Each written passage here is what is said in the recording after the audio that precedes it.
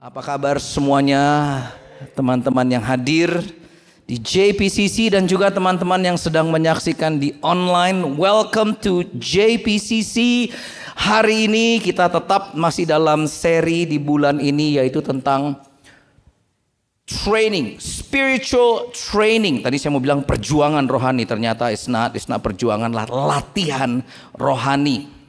Kalau saudara sudah mengikuti sejak awal tahun, kita gereja ingin mengajarkan kepada saudara melalui beberapa seri, dan dalam bulan Maret ini kita berbicara tentang sebuah latihan atau spiritual training yang harus kita lakukan. Kita tahu bahwa hidup saudara dan saya terdapat dari tubuh, jiwa, dan roh. Semuanya percaya ini bahwa ada 3 unsur tubuh, jiwa, dan roh. Dan kita sedang hidup di zaman, di generasi di mana yang namanya tubuh dan jiwa itu sangat dipedulikan. Zaman sekarang ada begitu banyak orang-orang lebih mengerti tentang kesehatan, tentang yang namanya physical training. Ada begitu banyak orang-orang yang tadinya tidak mau berolahraga, akhirnya sekarang mementingkan kesehatan jasmani mereka. Saya salah satunya. Selama 6 bulan ini saya lebih giat lagi untuk berolahraga. Dan kita juga hidup dalam sebuah generasi di mana kita sangat mementingkan jiwa, pemikiran kita, mental health issue dan lain sebagainya. Tetapi sayangnya yang saya perhatikan adalah kita sedang hidup dalam generasi di mana our spiritual needs itu sama sekali tidak dipedulikan. Kita hidup di mana yang namanya gereja, kita datang cuma sekedar untuk mendapatkan firman Tuhan yang sudah diolah oleh pendeta, yang diolah oleh para speakers dan diberikan atau disuapi kepada jemaat. Dan kami rindu di JPCC bahwa setiap jemaat Tuhan, setiap jemaat orang-orang yang percaya dan mengikuti Yesus Kristus, bukan sekedar tubuhnya kuat, bukan sekedar mentalnya kuat, tetapi yang terlebih pula adalah kita memiliki sebuah kerohanian yang kuat. Dan ayat yang sering kita bacakan dalam beberapa minggu ini dari 1 Timotius 4 mengatakan bahwa latihan jasmani sedikit saja gunanya. Bukan artinya tidak ada gunanya. It's okay, you still have to go to the gym. I still have to go to the gym. Tetapi latihan rohani berguna dalam segala hal. Semuanya katakan segala hal. Segala artinya very good. Latihan rohani berguna dalam segala hal, sebab mengandung janji untuk hidup pada masa kini dan masa yang akan datang. Artinya kalau saudara nge-gym membuat badan saudara menjadi sehat dan saudara merasakan dampak dari latihan ke gym pada badan jasmani saudara, bayangkan ini yang Tuhan sedang katakan, bahwa pada saat engkau train your spirit, itu akan menjadi jauh lebih berguna daripada dampak yang kita dapatkan pada saat kita sekedar training our physical bodies. Sampai sini semuanya oke? Minggu pertama kita belajar tentang spiritual growth is about training. Bahwa pertumbuhan rohani kita bukanlah bahwa kita striving atau mencoba, trying.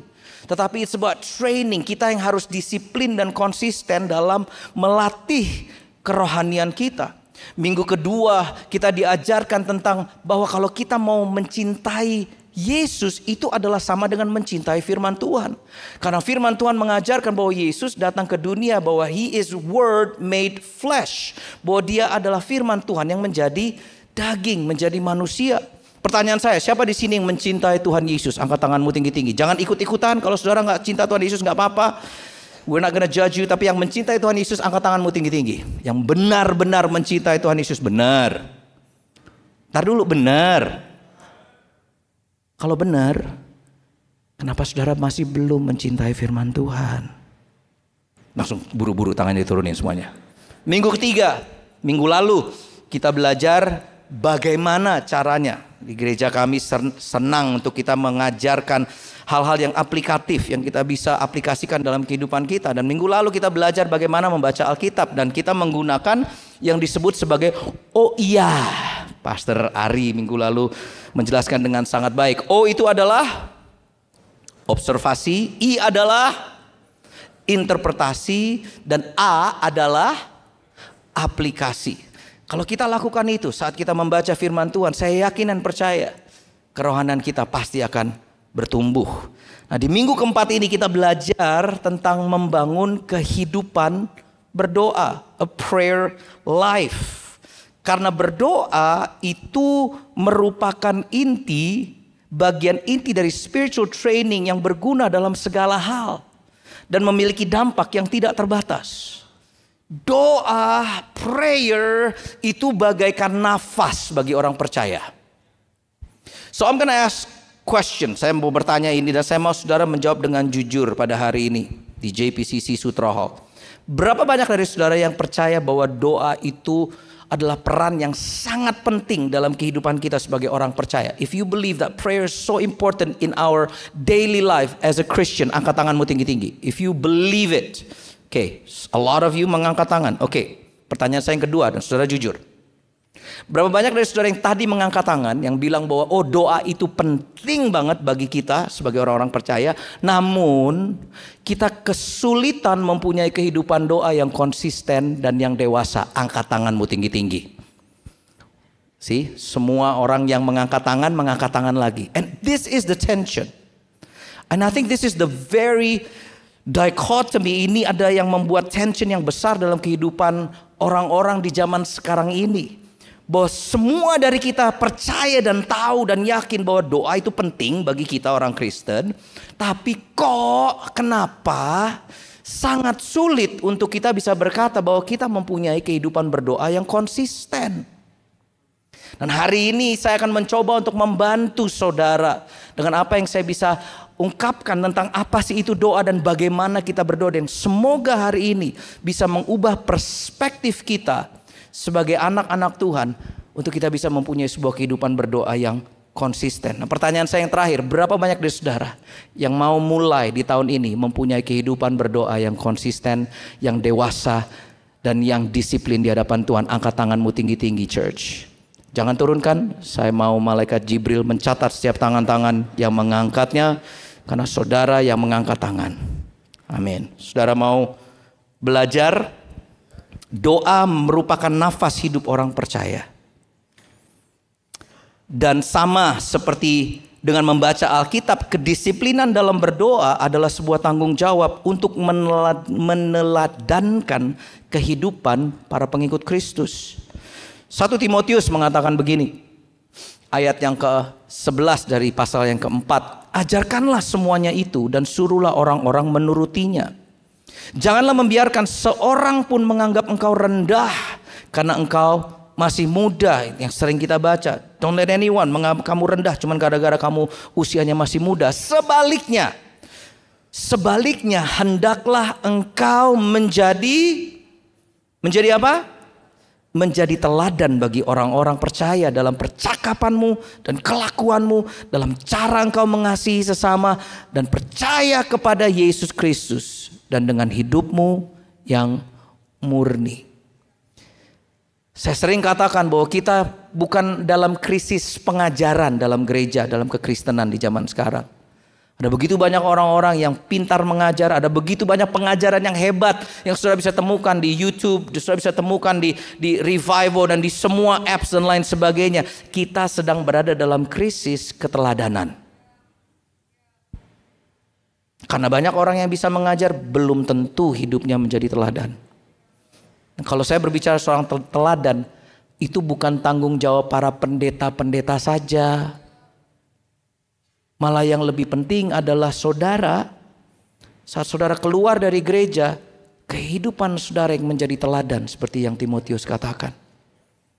Dan salah satu teladan yang harus kita lakukan dan harus kita contohkan kepada dunia adalah kehidupan kita dalam berdoa kepada Tuhan. Nah, beberapa hari yang lalu saya bertanya di sosmed saya. Saya bertanya pertanyaan ini, apa sih? Karena saya tahu ini adalah tension banyak orang. Mereka percaya bahwa doa itu penting, tetapi mereka kesulitan mempunyai kehidupan berdoa yang konsisten. Dan saya bertanya di sosmed saya, apa yang membuat teman-teman sulit mempunyai kehidupan berdoa yang konsisten? Saya bikin polling dan mereka bisa menjawab dan saya mencatat semua jawaban-jawaban mereka.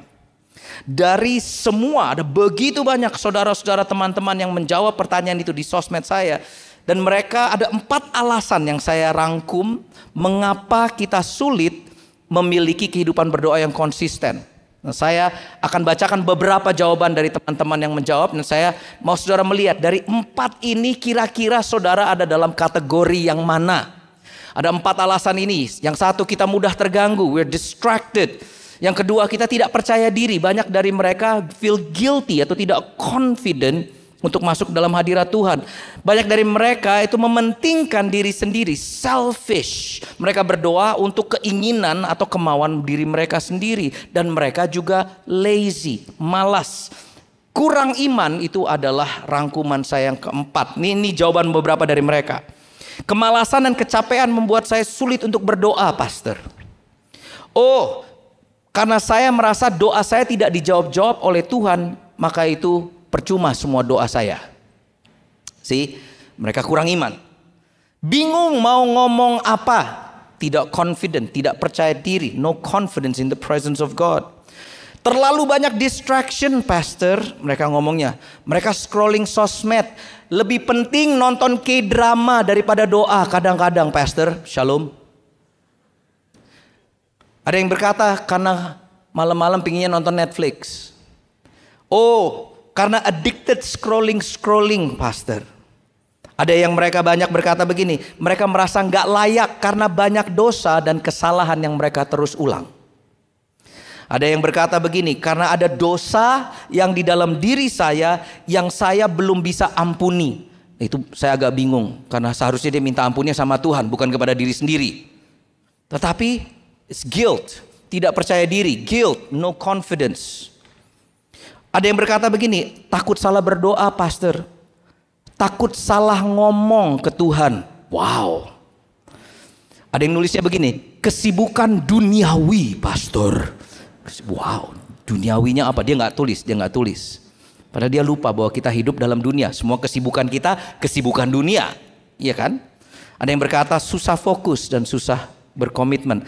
Apakah saudara ada dalam 4 kategori ini? Kalau saudara mau jujur, kenapa kita sulit mempunyai kehidupan berdoa yang konsisten? Nah, kembali lagi kepada pertanyaan saya yang tadi. Berapa banyak dari saudara yang di tahun ini mau belajar untuk melatih rohani kita dengan mempunyai kehidupan berdoa yang konsisten dan disiplin? Angkat tanganmu tinggi-tinggi. Benar ya? Benar? Saudara mau belajar hari ini? Izinkan saya mengajarkan. Yang pertama saya akan mulai dengan apa sih itu doa. What is a prayer? Apa itu doa? Ada begitu banyak definisi berdoa yang saya temukan waktu saya research. Karena hampir semua agama di muka bumi ini mempunyai konsep tentang berdoa. Semua agama punya konsep berdoa yang berbeda-beda. Itu sebabnya I think more prayers are so confusing dan menjadi sangat ritualistik bagi banyak orang. Nah, sebelum kita mencoba untuk mengerti apa sih doa yang dimaksudkan oleh Tuhan Yesus, izinkan saya membagikan kepada saudara, doa itu bukan titik. What is not a prayer? Sebelum kita belajar tentang what is a prayer. Yang pertama, doa bukanlah sebuah presentasi formal. Karena banyak orang berpikir bahwa kalau doa itu kita harus punya titel tertentu. Kita harus pandai berbicara, eloquent speaker. Doa itu harus pakai dupa dan kemenyan dan lain sebagainya biar wangi supaya kita, doa kita diterima oleh Tuhan. Doa is not a formal presentation. Kita bisa berbicara kepada Tuhan apa adanya, sejujurnya, sesederhananya kepada Tuhan. So, apa yang saudara anggap sebagai excuse bahwa saya tidak jago ngomong, saya nggak tahu harus ngomong apa sama Tuhan, it's not an excuse. Because prayer is not a formal presentation. Yang kedua, saya tulis bahwa doa bukan ajang saudara memberikan daftar keinginan kepada Tuhan. Banyak dari kita itu yang kita lakukan setiap kali kita berpikir berdoa adalah kita minta sesuatu kepada Tuhan. Tuhan kita bukanlah genie in a bottle yang kalau kita gosok 3 kali dia akan keluar memberikan saudara 3 wishes yang dia akan jawab. Berikan saya kekuatan super, saya mau bergabung dengan Avengers. Tuhan akan berikan cedeng gitu. That's not what God is. That's not what prayer is about. Saya tulis bahwa doa bukan sebuah negosiasi rohani. Karena saya sering temukan banyak orang selalu bernegosiasi dan mereka pikir itu doa mereka.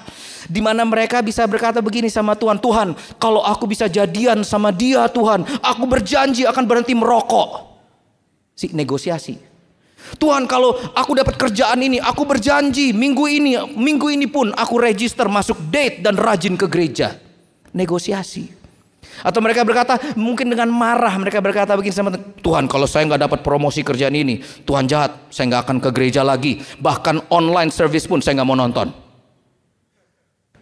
Prayer is not a negotiation. Saya tulis, doa juga bukan remindernya kita kepada Tuhan. Kalau saudara di app selalu punya reminder, kita berpikir bahwa doa itu, oh Tuhan ingat ya, 3 hari lagi nih saya akan berhenti kerja. Jadi dalam 3 hari Tuhan, as a reminder, tolong berikan saya berkat. See, that's not what prayer is about. Sebaliknya, doa adalah reminder untuk kita untuk terus bergantung kepada kedaulatan Tuhan. Dan doa bukan ajang kita, bukan aktivitas kita mencoba untuk memenangkan hati Tuhan. Kita berpikir baru kalau doa kita bagus, Tuhan bisa lebih senang dan bangga kepada kita. Dan juga doa bukan ajang untuk membuat orang lain terkagum-kagum dengan kerohanian kita. Lu tahu gak gua kalau doa 3 jam 45 menit, man. That's not what prayer is about. 30 tahun lalu, tahun 90-an, wah seringkali itu yang menjadi barometer. Lu kalau doa berapa lama? Gua 2 jam, men. Saya cuma 7 menit 15 detik, gitu kan? Kayaknya cupu. That's not what prayer is about. So what is prayer? Apa kalau begitu sebuah doa? Nah, kalau definisi daripada kamus menuliskan bahwa doa adalah membuat sebuah permintaan atau petisi kepada Tuhan dengan penuh kerendahan hati. Untuk berkata-kata kepada Tuhan dalam pengagungan, pengakuan, permohonan, atau ucapan syukur. It's beautiful, it's a beautiful definition. Tetapi kalau saudara perhatikan, ini adalah satu arah. Ini adalah monolog di mana kita yang meminta sesuatu. Itu sebabnya di zaman sekarang banyak orang bilang, aku punya kesulitan untuk kehidupan yang berdoa. Karena banyak orang berpikir bahwa doa itu satu arah. Aku yang meminta sesuatu, petisi kepada Tuhan. Meskipun dalam pengakuan, permohonan atau ucapan syukur. Saint John Damascene menuliskan begini, bahwa doa adalah mengangkat pikiran dan hati seseorang kepada Tuhan atau meminta hal-hal baik kepada Tuhan, dari Tuhan. See again, these are great definition. Ini adalah definisi yang baik dan bagus. Tetapi ini yang saya pikirkan beberapa waktu yang lalu. Kalau kita tidak sadar bahwa Tuhan sangat mau mempunyai hubungan dengan saudara dan saya, kita akan terjebak dalam pemikiran bahwa doa itu sebuah monolog kepada Tuhan. Itu sebabnya di JPCC kami mengatakan bahwa doa adalah sebuah dialog intim dengan Tuhan dan bukan sebuah monolog. Bahwa doa kita, our prayer is an intimate conversation. Artinya apa? Tuhan mau mendekat kepada saudara. Tuhan mau berbicara kepada saudara. Tuhan mau mengungkapkan isi hatinya. Pertanyaan saya, kita mau dengar atau enggak? Are we okay with this? I really pray hari ini, pesan Tuhan hari ini bisa mengubah kacamata kita tentang melihat kehidupan berdoa seperti yang Yesus inginkan. God wants to have a relationship with us. God wants to speak with us. Itu sebabnya saya setelah beberapa lama saya membuat sebuah definisi yang sederhana. Saya membuat sebuah statement yang sederhana yang waktu itu mengubah kehidupan doa saya. Dan saya berdoa hari ini bisa mengubah cara pandang saudara tentang doa. Dan saya tulisnya begini, bahwa doa adalah sebuah interaksi. Semuanya katakan interaksi. Interaksi yang intim, yang hangat, yang erat, yang kita lakukan. Nah, ini kata kuncinya, secara sengaja dengan Tuhan. Prayer is an intimate, intentional interaction with God. 3I. Intimate, intentional, interaction. Saya tulis di sini dengan sengaja. Kata intentional artinya niat. Kata sengaja kalau saudara perhatikan, saudara cari sinonim dari kata sengaja adalah berniat. Doa bukanlah cuman sekedar sesuatu yang kita lakukan kalau kita ingat aja. Tetapi ada sesuatu yang kita niat dalam kehidupan kita berjalan bersama dengan Yesus. Aku mau berinteraksi dengan Tuhan secara sengaja. Ada sebuah kutipan beberapa waktu yang lalu, saya nggak tulis di sini, tetapi kutipannya kayak gini. Is prayer your steering wheel or your ban serep?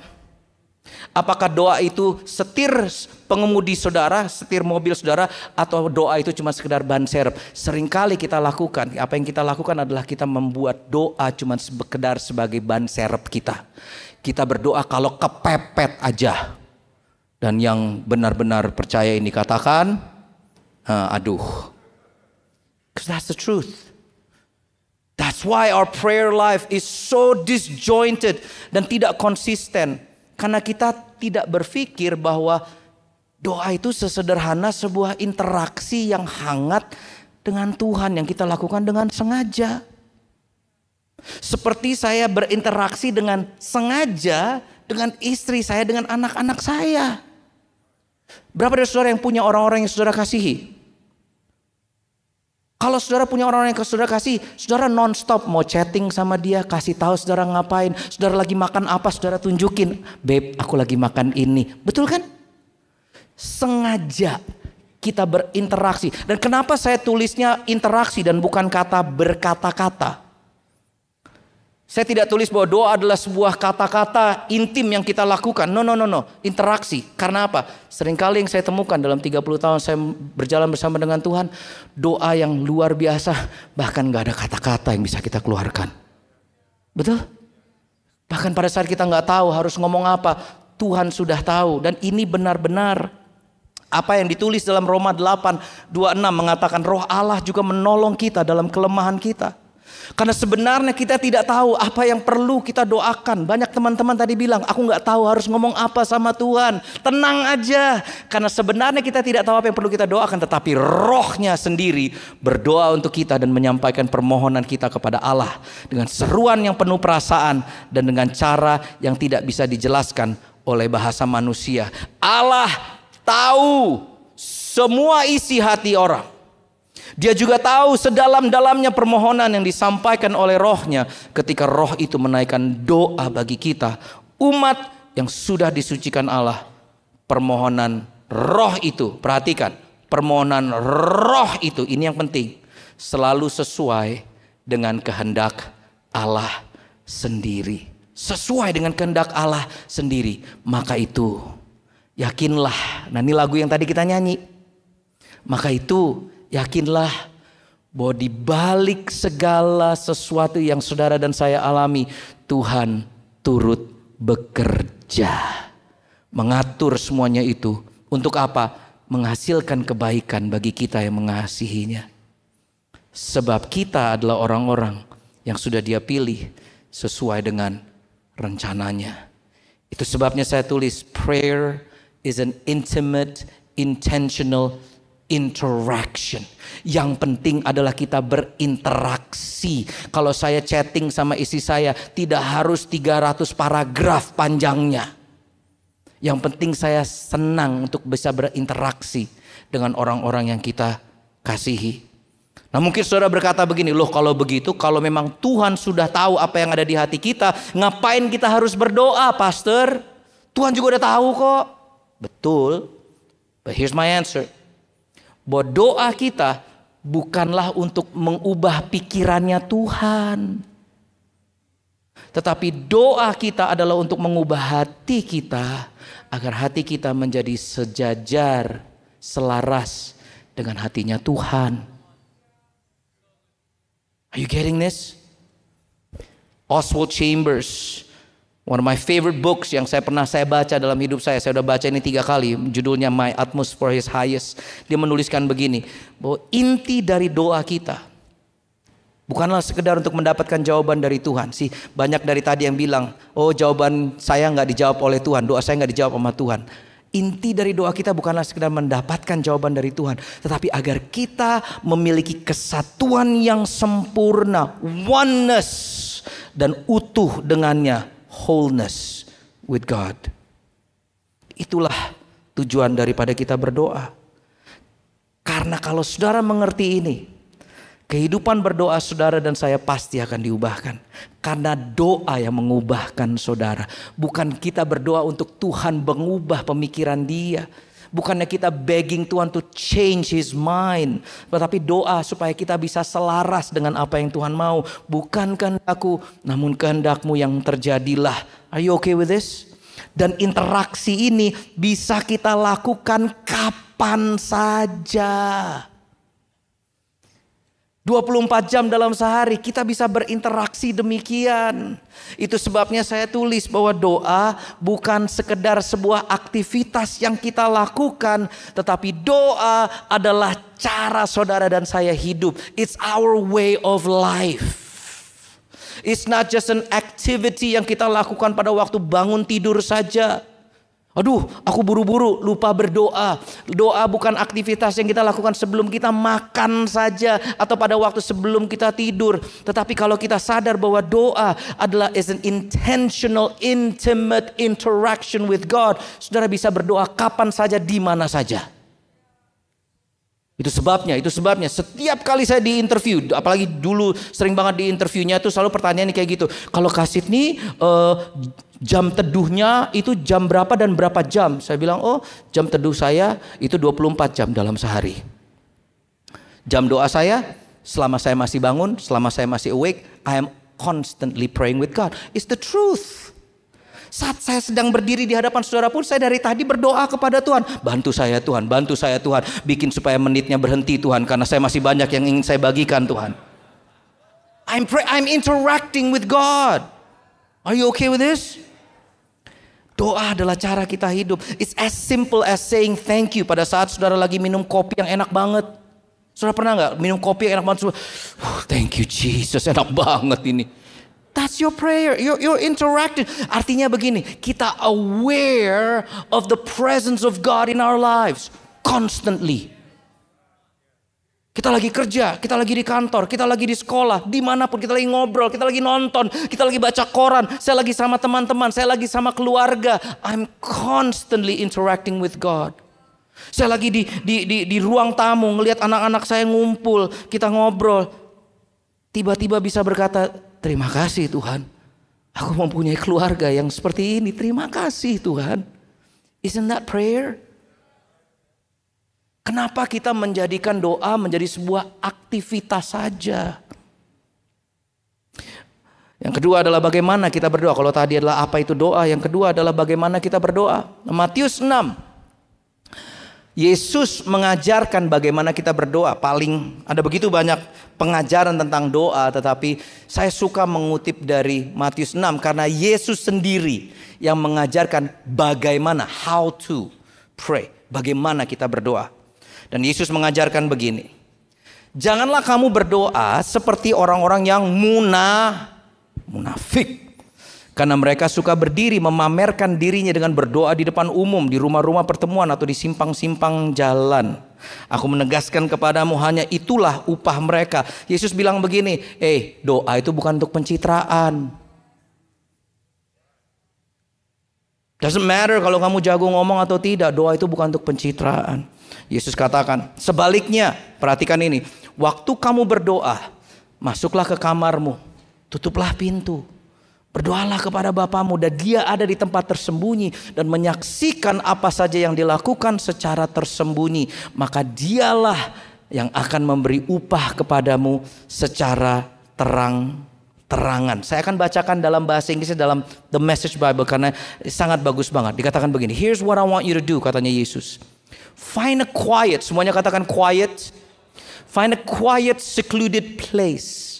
So you won't be tempted. Saya baca bahasa Indonesianya aja deh. Carilah tempat yang tenang dan terpencil agar engkau tidak tergoda untuk bermain peran-peranan di hadapan Tuhan. Hadirlah di sana sesederhana dan sejujur yang engkau bisa lakukan. Dapatkan lagu jujur di toko-toko rohani terdekat Anda. Dan sejujur yang engkau bisa lakukan, fokusnya akan beralih. I love this part. Pada saat itu, fokusnya akan beralih dari diri saudara, dari self-centered, me, dan engkau akan fokus kepada Tuhan. Dan engkau akan mulai merasakan kasih anugerahnya. So good, So good. Kata kuncinya adalah find a quiet space. So here's a practical step. Ini yang praktikal yang saudara bisa lakukan. Kalau saya berbicara tentang find a quiet place, ini bukan kita berbicara sebuah physical place. Oh, saya harus punya ruang doa, kursi doa dan sebagainya. Itu semuanya baik, itu semuanya bagus. Tetapi di zaman modern ini saya rasa bahwa yang quietness yang kita perlukan adalah dari semua distraction yang ada di sekeliling kita. Begitu banyak orang-orang yang menjawab, saya tidak bisa konsisten dalam doa saya karena mereka distracted constantly dengan apa yang mereka scrolling, apa yang mereka nonton, apa yang mereka baca, apa yang mereka lihat. So find a quiet place, dalam arti tenangkan hatimu, tenangkan pikiranmu, cari space atau ruangan di mana engkau benar-benar bisa disconnect dengan dunia yang ribut ini, yang hiruk pikuk ini, dan connect with the everlasting God. Karena segala sesuatu yang kita hubungkan di dunia ini semuanya sifatnya sementara.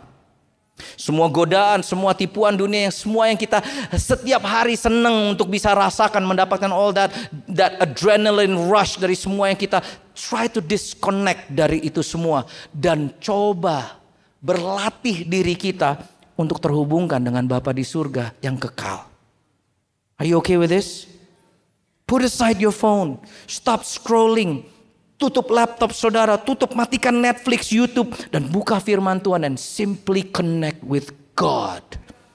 Ingat, doa adalah intentional, intimate interaction. Berinteraksi dengan Tuhan. Karena ini yang namanya keintiman itu tidak bisa terjadi secara otomatis.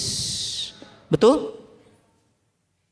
Tidak ada yang namanya hubungan, pertemanan, persahabatan, bahkan pernikahan tanpa sebuah interaksi yang intentional, yang sengaja. Tidak mungkin. Betul? Itu sebabnya kita harus mengambil suatu keputusan. So many people bilang begini, oh aku gak tahu gimana caranya mendekat, aku gak tahu gimana caranya berdoa. No, yang saudara sedang katakan adalah ini, saya tidak mau mengambil keputusan untuk disconnect dari semua apa yang ada di sekeliling saya untuk saya bisa connect kepada Tuhan. That's what you're saying.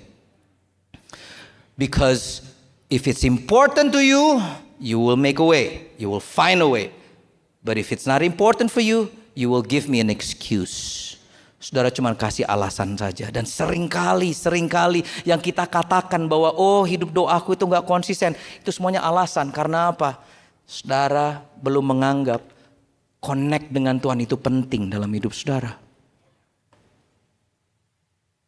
Yesus. Kalau saudara membaca Alkitab, Yesus itu selalu mencari waktu. Meninggalkan semua kebisingan dari pelayanan dia. Mencari waktu untuk disconnect from his busy world. Dan untuk bisa connect, nyambung dengan Bapanya di surga. Oh, aku terlalu sibuk pastor. Banyak sekali kerjaanku dari pagi sampai malam. Susah cari waktunya. Banyak sekali yang perlu aku kerjakan. Sehingga sulit mencari waktu untuk berdoa. Listen. Tambah umur saya tambah tua, tambah saya sadar bahwa saya memerlukan hadirat Tuhan dalam hidup saya. Kalau saudara berkata bahwa oh lebih saya sibuk, lebih saya tidak perlu hadirat Tuhan. Man, saya sangat sedih dengan apa yang Tuhan sebenarnya sudah rencanakan dalam kehidupan saudara. Saya berharap hari ini saudara bisa membuka suatu perspektif baru tentang doa. Find your quiet space and begin to disconnect supaya kita bisa nyambung dengan Tuhan. Dan setelah itu Yesus mengajarkan di ayat ke-7. Lagi pula dalam doamu itu janganlah kamu bertele-tele seperti kebiasaan orang yang tidak mengenal Allah. Artinya kalau mereka doanya panjang-panjang, mereka yang gak kenal Tuhan. Get it? Okay? Mereka menyangka bahwa karena banyaknya kata-kata doanya akan dikabulkan. Jadi janganlah kamu seperti mereka, karena Bapamu mengetahui apa yang kamu perlukan sebelum kamu minta kepadanya. Dan setelah ini Yesus mengajarkan sesuatu yang kita kenal sebagai doa Bapa kami. We all know that, the Lord's Prayer. Nah, JPCC sudah ingin membantu saudara dengan membuat sebuah metode kita berdoa yang kita sebut sebagai pray. P-R-A-Y, pray, berdoa, gampang. Nanti kalau kita membaca doa baca kami, saudara akan menemukan 4 hal ini dalam doanya Yesus. Praise, yaitu pujian. Doa selalu diawali atau ada unsur pujian kepada Tuhan, mengucap syukur kepada Tuhan. Repent itu R, pertobatan, selalu disertai dengan pengakuan akan penebusan Kristus, minta pengampunan kepada Tuhan. A, ask, sebuah permintaan. Nah, kita biasanya sering banget cuma di sini doang, minta sesuatu. Ada permintaan dalam doa kita. Dan yang keempat, pray, yield, yang artinya penundukan, berserah. We surrender, we yield. Artinya isi doa kita dan hasil doa kita sesuai dengan kehendak Bapa. Yesus berkata begini. Karena itu berdoalah demikian, Yesus katakan. Bapa kami yang di surga, dikuduskanlah namamu dan datanglah kerajaanmu. Praise. Dia memuji Tuhan. Jadilah kehendakmu di bumi seperti di surga. Let your will be done on earth as it is in heaven. Yield, penundukan. Bukan kehendakku, namun kehendakmu yang terjadi. Betul? Berikanlah kepada kami hari ini makanan kami yang secukupnya.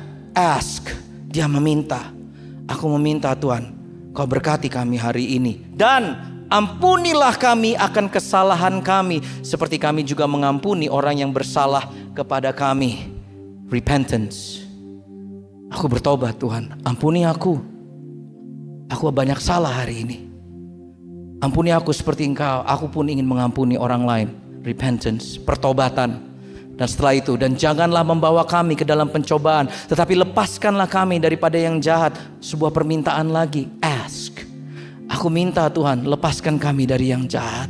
Setelah itu, Yesus berkata, karena Engkaulah yang mempunyai kerajaan dan kuasa dan kemuliaan sampai selama-lamanya. Amin. Yield, penundukan. Engkau yang punya kerajaan, bukan kerajaanku. Engkau yang punya apapun yang ingin aku kerjakan. It belongs to you, God. I yield. Aku tunduk. Kalau saudara ingat 4 ini aja. Praise, repentance, ask, yield, pray. Saudara, dalam kehidupan saudara sehari-hari, kita bisa berinteraksi dengan Tuhan dalam apapun yang kita kerjakan. Are we okay with this? Berdoalah demikian kata Yesus. Dan dari 4 unsur ini, dari 4 unsur PRAY tadi, ada 2 yang paling jarang kita katakan dalam doa-doa kita sehari-hari. Saudara bisa tahu itu apa? Saudara tahu? Yaitu pertobatan dan penundukan. Kita jago memuji Dia, kita jago meminta sesuatu kepada Dia, tetapi seringkali doa kita tidak diisi dengan sebuah penundukan diri dan tidak diisi dengan sebuah pertobatan. And maybe that's why you are frustrated with your prayer life. Karena sebenarnya pada waktu saudara bilang aku kecewa sama Tuhan karena Tuhan tidak menjawab doaku, maybe apa yang saudara minta tidak sesuai dengan kehendaknya Tuhan.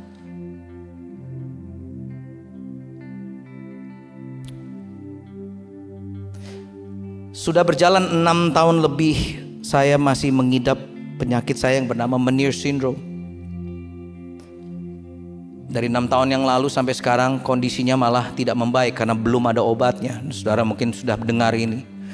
Saya bahkan baru 2 malam lalu dan tadi malam mendapatkan serangan kembali 2 hari berturut-turut. Sesuatu yang jarang terjadi, tapi kayaknya karena saya harus berkhotbah, biasanya saya diganggu sedikit. But 6 tahun saya berdoa gak? Berdoa banget. Kalau pikir saya gak minta kepada Tuhan untuk menyembuhkan saya, you're wrong. I ask God to heal me. But my prayer itu tidak dipenuhi dengan sekedar permintaan. Karena saya terus memuji Dia dalam segala hal.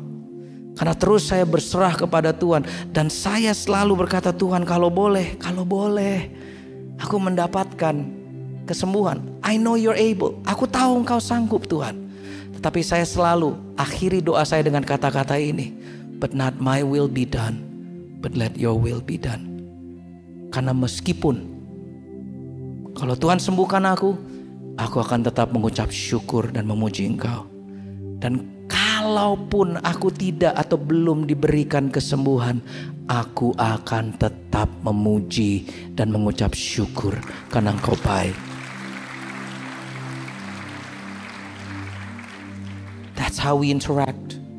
Itulah interaksi kita yang sengaja yang kita lakukan kepada Tuhan. Apapun yang saudara sedang alami, apapun yang saudara sedang lewati, itu yang seharusnya kita lakukan. Masalahnya seringkali kita menganggap bahwa doa itu sekedar aktivitas yang dipisahkan dengan kehidupan kita sehari-hari. Kita selalu berpikir bahwa yang namanya doa itu adalah aktivitas rohani. Kalau saya lagi nonton, kalau saya lagi makan, saya lagi sama keluarga, itu aktivitas duniawi. No, Jesus at the center of it all. Kita nyanyikan lagu itu, betul? Artinya Yesus ada dalam segala aspek hidup kita. Artinya kita bisa berinteraksi dengan Tuhan kapanpun, dimanapun, dan dalam kondisi apapun saudara berada. Saat ini pun. Wrap it up, let's wrap it up. Saya sudah melewati waktu. Charles Spurgeon, the great Charles Spurgeon. Baca dulu dari Yakobus. Kalau yang tadi kita bilang bahwa ada orang-orang yang selalu meminta sesuatu tetapi tidak dikabulkan. Yakobus mengatakan begini, kamu mengingini sesuatu tetapi kamu tidak memperolehnya, lalu kamu membunuh. Ya jangan di gereja ini. Kamu iri hati tetapi kamu tidak mencapai tujuanmu, lalu kamu bertengkar dan kamu berkelahi. Kamu tidak memperoleh apa-apa, perhatikan, karena kamu tidak berdoa. Perhatikan ayat berikutnya. Atau kamu sudah berdoa. Nah, ini kebanyakan kita nggak ekstrim tadi ya, membunuh dan berkelahi. Atau kamu berdoa juga tetapi kamu tidak menerima apa-apa. Perhatikan, karena kamu salah berdoa. Sebab yang kamu minta itu hendak kamu habiskan untuk memuaskan hawa nafsumu. Ajib. Charles Spurgeon mengatakan begini, I'm gonna wrap this up. Beautiful quote yang aku selalu katakan, if your will is God's will, then you will have your will. Bahasa Indonesianya, jika kehendakmu selaras, sejajar dengan kehendaknya Tuhan, engkau akan mendapatkan kehendakmu. Artinya sebenarnya doa itu gampang. Selama hidup kita, hati kita, pikiran kita, permintaan kita itu selaras dengan apa yang Tuhan kehendaki dalam hidup kita, tidak mungkin Dia tidak mengabulkan apa yang saudara minta. Dan jika belum dikabulkan, artinya, dengarkan saya baik-baik, artinya Dia mempunyai rencana yang jauh lebih indah daripada apa yang saudara minta. Karena Tuhan turut bekerja di balik ini semua. Mazmur 37, one of my favorite verses, mengatakan begini, carilah kebahagiaanmu kepada Tuhan, dan Dia akan memuaskan keinginan hatimu. Yang kita harus kejar bukanlah kepuasan hati kita, keinginan kita, tetapi kita mencari kebahagiaan kita pada Tuhan, di dalam Tuhan. Dan saat itu terjadi, engkau akan melihat apapun yang kau butuhkan, Dia memuaskan bukan kebutuhan hatimu. Perhatikan baik-baik. Karena kita selalu berpikir bahwa Tuhan hanya sekedar ingin menjawab doa yang kamu butuhkan. No. The desires of your heart, itu bahasa Inggrisnya. Dia akan memberikan the desires, keinginan hatimu. And I've had this so many times in my life. Saya cuma sekedar mikir dikit aja, tiba-tiba Tuhan sudah berikan. Sering kali. Betul gak Sam? Beberapa waktu yang lalu saya cuma mikirin sesuatu, saya cuma cerita sebentar, tahu-tahu langsung dapat. Itu. Tetapi yang pertama harus menjadi prioritas. Kebahagiaanmu di dalam Tuhan dan di pada Tuhan, bukan kepada dirimu, bukan pada kepuasan dirimu saja. Because at the end of the day, 1 Yohanes 5, akan tutup dengan ini. Perhatikan 1 Yohanes 5. Dan kita berani menghadap Allah. We have confidence karena kita yakin Ia mengabulkan doa kita. Kita maunya berhenti di situ. Kita berani menghadap Allah karena kita yakin Dia mengabulkan doa kita kalau kita minta apa saja yang sesuai dengan kehendak-Nya. Karena kita tahu bahwa Ia mendengarkan kita kalau kita memohon kepadanya. Maka kita tahu juga bahwa Ia memberikan kita apa yang kita minta daripadanya. So here's the question. Bagaimana saudara bisa tahu kehendak Tuhan kalau saudara aja tidak mau berdoa dan tidak mau membaca firman Tuhan untuk bisa mengerti isi hati Tuhan? Itu sebabnya kami katakan di JPCC bahwa doa dan belajar dan merenungkan firman Tuhan itu tidak bisa terpisahkan. If you want to know the will of God, then get to know the Word of God. Are we okay with this? Dan selama kita tidak menjadikan doa sebagai aktivitas saja, tetapi cara kita hidup. Dengarkan saya baik-baik. Tahun ini saudara akan melihat terobosan demi terobosan. Karena saudara akan melihat bahwa kehendak Tuhan selaras dengan kehendakmu.